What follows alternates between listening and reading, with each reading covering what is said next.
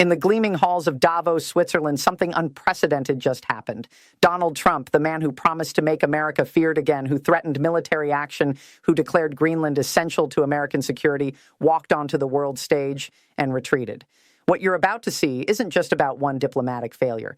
This is about the moment Trump's strategy of intimidation collapsed in real time, exposing the fragility of strongman diplomacy when confronted by a united global front. I'm going to show you exactly what happened at Davos, the threats Trump made, the pressure he faced, and the humiliating climb down nobody saw coming. Hit that subscribe button right now, because by the end of this video, you'll understand why January 21st, 2026 might be remembered as the day America's unilateral power reached its limit.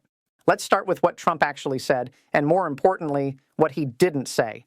On January 21st, 2026, standing before the global financial elite at the World Economic Forum, President Trump made a statement that would have been unthinkable just weeks earlier. I won't use force.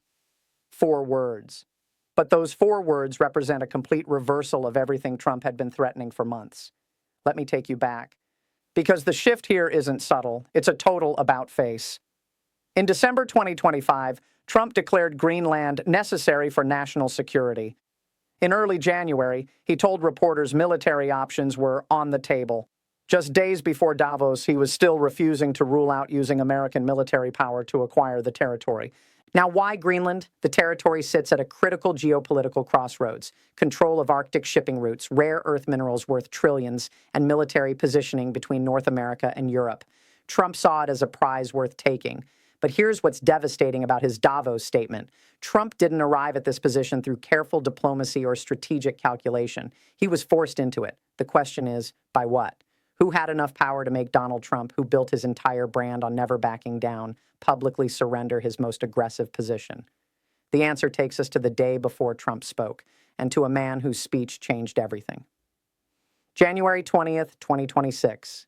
One day before Trump takes the stage, Canadian Prime Minister Mark Carney walks to the podium at Davos, and what he's about to say will corner Trump into an impossible position.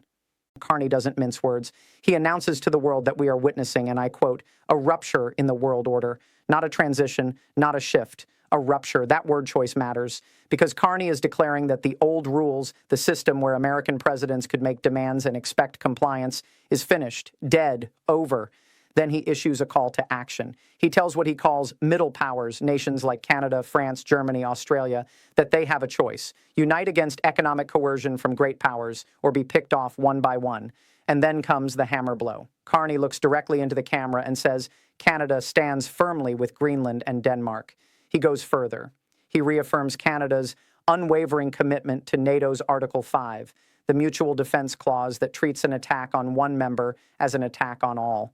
Do you understand what just happened? The Prime Minister of Canada, America's closest neighbor and treaty ally, just told the world that if the United States takes action against Greenland, a Danish territory, NATO's collective defense obligations would be triggered.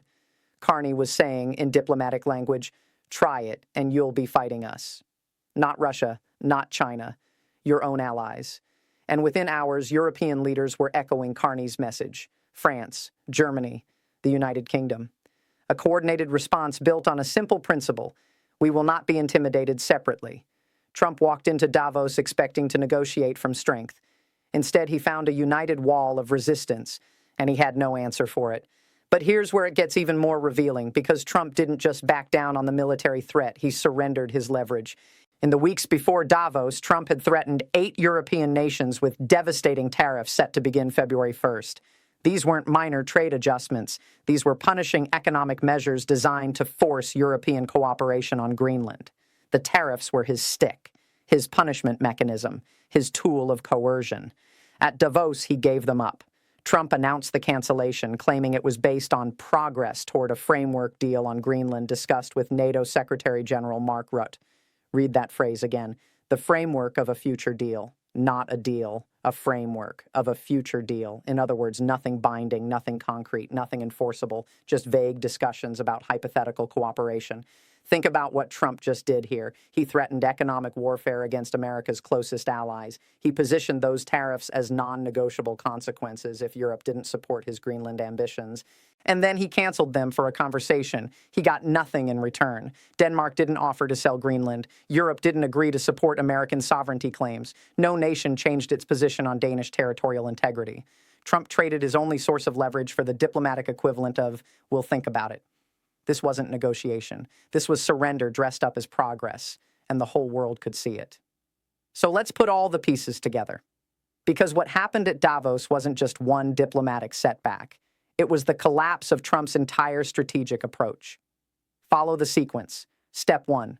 Trump threatens to acquire Greenland, suggesting military force is possible. Step 2. Canada and European allies coordinate a unified response, led by Mark Carney's speech declaring the old world order is over. Step 3. Carney explicitly invokes NATO Article 5, making clear that action against Greenland means confrontation with allied military forces. Step 4. Trump walks onto the stage at Davos and backs down on everything. No military force, canceled tariffs, no concrete gains. This is what defeat looks like when you can't admit you lost. Trump arrived at Davos with the posture of a conqueror. He left having achieved nothing but saving face with vague talk of future frameworks. And here's what makes this so devastating. The world just learned that coordinated resistance to American pressure works. For decades, U.S. foreign policy relied on a simple equation: negotiate with countries individually, where American leverage is overwhelming, divide and conquer. But at Davos, middle powers demonstrated that when they unite, when they pool their economic strength, their military commitments, their diplomatic coordination, they can resist even the United States. That precedent changes everything. China is watching this. Russia is watching this. Iran is watching this. Every adversary and every ally just saw the same thing. Make a maximalist demand, face unified resistance, back down, and claim victory anyway. And this isn't the first time. In the last 2 months alone, Trump threatened to withhold Ukraine funding unless Europe increased defense spending. He backed down. He announced devastating tariffs on China. He delayed implementation. He threatened immediate military action on the Mexican border. He downgraded the deployment. And now Greenland. 4 threats, 4 retreats. The pattern is undeniable. And once adversaries understand you'll back down, they stop taking the threats seriously. That credibility collapse, that's what happens next. And that's what should terrify anyone paying attention to American foreign policy. What happened at Davos wasn't just about Greenland. It was about the limits of unilateral American power in a multipolar world. It was about what happens when transactional diplomacy meets coordinated resistance. It was about the personal political cost when a strongman's bluff gets called. And here's what worries me most about what comes next. Trump's pattern when humiliated isn't reflection. It's escalation. He'll try to prove he's still strong. He'll look for a weaker target, someone who can't coordinate the kind of response Europe just demonstrated. The question isn't if he'll retaliate. The question is where and who pays the price. If this analysis opened your eyes to what really happened at Davos, if you're seeing this story differently than the mainstream coverage, then I need you to do 3 things right now. First, subscribe to this channel and turn on notifications, because when the next phase of this unfolds, when Trump makes his next move, you'll see the analysis here first. Second, share this video. Your friends, your family, anyone who wants to understand what's really happening in global politics, they need to see this. And third, drop a comment right now. Tell me, do you think Trump will retaliate against Europe? Will he find another target? How does this reshape the 2024 political landscape? I read every comment. I want to hear your analysis, because what happened at Davos isn't the end of this story. It's just the beginning. I'll see you in the next one.